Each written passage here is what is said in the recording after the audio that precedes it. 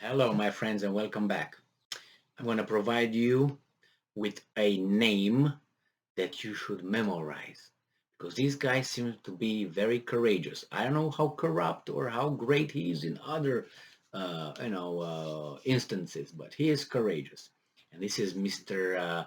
Miguel Obrador, and he is the president of Mexico, and he is back in business.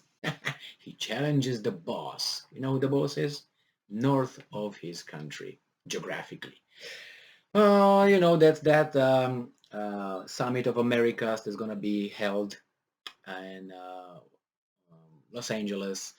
And Mr. Obrador said that he's not going to attend, he's going to send someone else to attend unless Cuba, Venezuela, and Nicaragua are also allowed to participate. So, as you know, that escalated, I would say, with the envoy from the United States that visited Mr. President Obrador. So now we have this article from Reuters from May 17th, 2022, and this is the title. Mexican president slams U.S. embargo on Cuba as genocidal policy. I was quoting. Genocidal policy. Wow.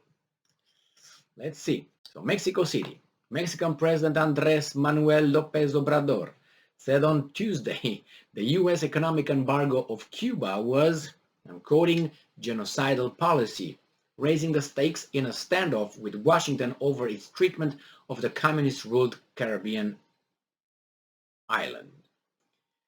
López Obrador, a leftist, they always mention this because when you hear about leftists, oh, he must be a communist, oh, he's a socialist, oh, he's that kind, a leftist. Maybe he's a leftist. I don't know. I mean, I know he is, but uh, they mentioned is the second article that I read about Obrador where I see leftist, and this is the last one and this one. The previous ones, when they were referring to Mr. López Obrador, I didn't see the leftist inserted. But now this is mildly. And then the next one is going to get to strongman. The next one is going to go to corrupt. And then it's going to go to dictator and all that. That's how they do. That's what I do. Personal experience. Just observing things and making a pattern. Click, click, click, click. Check, check, check, check. All right. So let's see what he said. So López Obrador, a leftist, who has repeatedly called for the United States to end the embargo, said earlier in May that he would not attend the U.S. hosted summit of the Americas next month unless all countries in the region were invited. Perfect. Is the summit of Americas, not with Americas with three pairs of, you know what I mean, or something like that. Unbelievable, but America said, no, no, no, you don't meet our standards because we are so clean and nice and moral and just. You don't, you stay away. Yeah, you come over here, you come over here. Yeah, you're my man, you're my man, you too. Here's some, we're gonna some investment, some aid for you, military support, and the other ones are like, no, no, you can't come unless you come under my little wing, and I'm gonna squeeze you over there a little bit. All right, let's go. Speaking at a regular government news conference, López Obrador said the United States looked bad in how it was treating Cuba and urged Washington to end the embargo. And I'm quoting, it's a genocidal policy, end quote, López Obrador said. Still, he welcomed moved by the U.S. government on Monday that will ease some Trump-era restrictions on the island and increase processing of U.S. visas for Cubans. All right, so he said, oh, yeah, well, you're moving in the right directions. López Obrador on Wednesday is due to meet with the U.S. delegation for the summit of the Americas, in which he plans to explain why Mexico wants all countries in the regions to attend. What is to explain? I just explained. Obrador, tell him this is the summit of Americas, okay? Not with certain Americans, America. You put certain over there, it's a different story. Americas. All of people, all of the countries. But nevertheless, I suspect the Americans will offer him a few, some aid. in various ways. And Obrador, I don't know. I don't know yet. He was tough so far, so I don't know. Courageous he is, but I don't know. Other stuff, other things about Mr. Obrador. Remember, Mr. Obrador was the first one who said that, and he challenged the United States regarding the Americas summit. The other one was the president of Bolsonaro, the president of Brazil, and then it was another country. I always miss that country's name. I'm sorry, it's made out of um, two words and two islands, but I can, and it's not the Grenadines. Anyway, uh, we'll see what's happening, and I don't think it's fair that one country that doesn't own the Americas should dictate to others who's coming and who's not coming. Yeah, you are the organizer, but you're the organizer of a summit of a number of countries. You're not the boss of that. You just happen to be the host. Next year could be Cuba the host, and then Cuba could say, United States, you stay outside because of what?